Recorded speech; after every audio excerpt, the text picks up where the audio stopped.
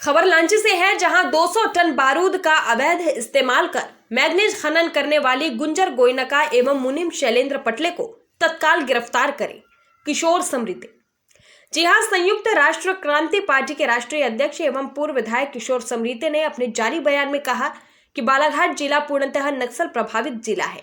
यहाँ अवैध हथियार और बारूद का उपयोग पूर्णतः प्रतिबंध है, परंतु बालाघाट जिले के तहसील तिरोड़ी के ग्राम पौनिया में मेसर्स सुखदेव प्रसाद गोयनका को खसरा नंबर 523/1, 523/2, 523/3 में 31.844 हेक्टेयर का खनिज पट्टा दिनांक 23/11/2004 को खान मंत्रालय द्वारा स्वीकृत किया गया, जबकि मूलतः यह भूमि शासकीय है और राजस्व रिकॉर्ड में यह भूमि चारागाह यानी गौठान के नाम से दर्ज है। बता दें कि जिसमें किसी भी प्रकार की लीज नहीं दी जा सकती।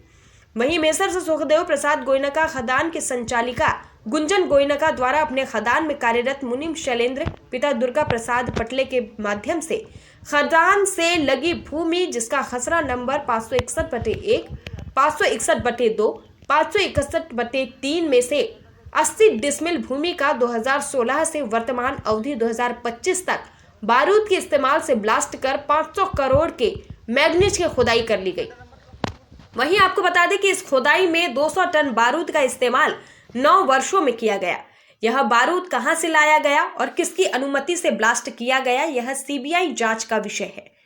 श्री समृद्धि जी ने कहा कि इस पूरे मामले में न तो किसान के द्वारा की गई शिकायत पर मामला दर्ज हो रहा है और न ही माइनिंग और न ही राजस्व विभाग द्वारा पुलिस थाने में एफआईआर दर्ज कराई गई है और न ही एसडीओपी कटंगी एवं थाना प्रभारी तिरोड़ी ने इस पूरे मामले में संज्ञान नहीं लिया, जबकि 500 टन मैग्नीज बिना परिवहन अनुज्ञा के भिलाई, दुर्ग, रायपुर तक कैसे परिवहन किया गया, यह एक गंभीर जांच का विषय है। वहीं आपको बता दें कि 200 टन बारूद के विस्फोट से किसान की भूमि में 100 फीट के गहरे गड्ढे हो चुके हैं, यह भी जांच के दायरे में आना चाहिए। वहीं श्री समृद्धि जी ने इस मामले में 200 टन बारूद का अवैध इस्तेमाल कर मैग्नीज खनन करने वाली गुंजर गोयनका एवं मुनीम शैलेंद्र पटले को तत्काल गिरफ्तार करने की मांग की है। लांजी से पवन कश्यप की खास रिपोर्ट। देखिए, सुखदेव प्रसाद गोयनका जो है, उसके पास जो गवर्नमेंट ऑफ इंडिया से माइनिंग मिनिस्ट्री से जो खदान अलाट है, वो खसरा नंबर है 523/1, 523/2, 523/3 में से 31 पॉइंट कुछ है, मतलब 10 एकड़ ज़मीन है। दूसरी वो जो ज़मीन है वो गोठान है। गोठान की खदान आपको अलाट नहीं हो सकती सरकारी रिकॉर्ड में, शासकीय भूमि और गोठान यानी चरागाह है। उससे लगी हुई किसानों की ज़मीन है, उसका खसरा नंबर है 561/1, 561/2, 561/3, उसमें से 80 डिसमिल। मतलब इस सुखदेव प्रसाद गोयनका को सबसे पहले माइनिंग प्लान का पालन करना चाहिए। माइनिंग प्लान में है कि आप अपनी ज़मीन से जो बाउंड्री है, कम से कम उसमें आप 100 फीट छोड़ोगे ज़मीन, उसको पार नहीं कर सकते। तो इनने क्या किया, इनकी ज़मीन से लगी हुई, खदान से लगी हुई जो ज़मीन है किसानों की, जिसका खसरा नंबर 561/1, 561/2, 561/3, उसको भी बलपूर्वक इसने खोल दिया। दूसरा, 9 सालों से इसमें लोग ब्लास्टिंग कर रहे हैं। तो सवाल ये है कि आप किसी की ज़मीन पे ब्लास्टिंग कैसे कर सकते हो? आपकी खदान में तो चलो आपके पास परमिशन है, माइनिंग जो अधिकारी वो आपको और पुलिस भी आपको प्रोटेक्शन देगा, लेकिन दूसरे की खदान में माइनिंग अधिकारी आपको कैसे परमिट कर सकता है? पुलिस आपको कैसे परमिट कर सकती है? तो 9 सालों में इन्होंने 200 टन बारूद का इस्तेमाल किया, 500 करोड़ का जो मैग्नीज हो उसको भेज दिया। अब सवाल ये उठता है कि इतना मैग्नीज आपने दूसरे की ज़मीन से खोदा तो वो गया कैसे बिना माइनिंग अधिकारी की मिलीभगत से? उसका अनुज्ञा, परिवहन अनुज्ञा कैसी बनी होगी? किन गाड़ियों से गया होगा? खोदने में कौन कौन लोग शामिल होंगे? इन सब के ऊपर आपराधिक मामला बनना चाहिए, विस्फोटक अधिनियम का मामला बनना चाहिए। और इन सब की इस पूरा, चूँकि मैग्नीज और जो होता है मुख्य खनिज होता है, उसमें सीबीआई इंक्वायरी का सीधा अधिकार होता है। तो इस पूरे मैटर को हमने सीबीआई को भी लिखे हैं, ताकि इन सब गुंजन गोयनका और उसका जो मुनीम है शैलेंद्र पटले पिता दुर्गा प्रसाद पटले, ये 12,000 रुपये महीने का मुनीम है। उसकी संपत्ति जानते हैं कितनी है?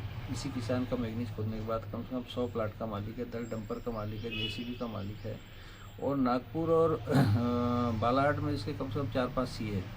अब सवाल ये उठता है कि 12,000 रुपये महीने का काम करने वाले आदमी के पास 5-5 सीए हो तो मतलब क्या होता है? वो क्या कर रहा है? कैसे पैसे कमा रहा है?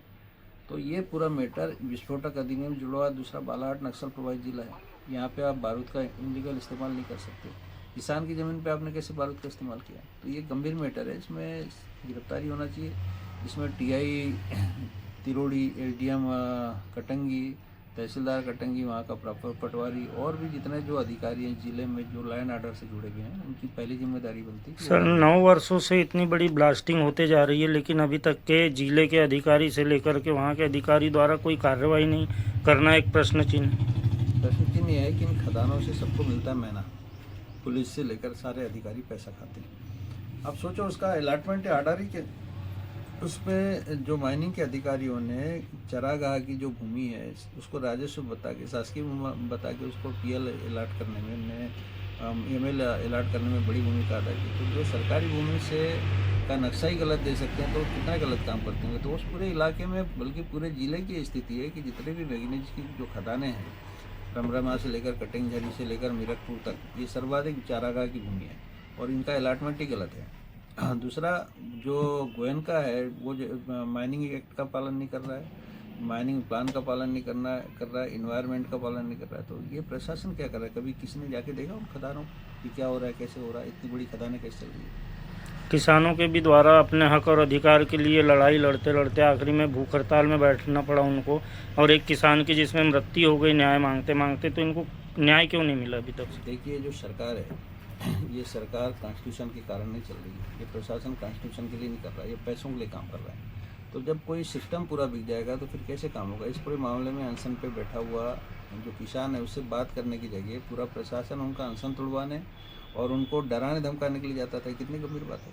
प्रशासन की जिम्मेदारी क्या होना चाहिए कि अगर किसान अपनी मांग को लेके गया तो उसकी बातों को सुनो, उस पर गंभीरता से लो, अगर कोई मामला गलत हुआ तो एफआईआर करवाओ। तो ये सारी बातों पर न जाके उस किसान पर प्रेशर बनाएगी कि आप उठो, अब यहाँ से जाओ।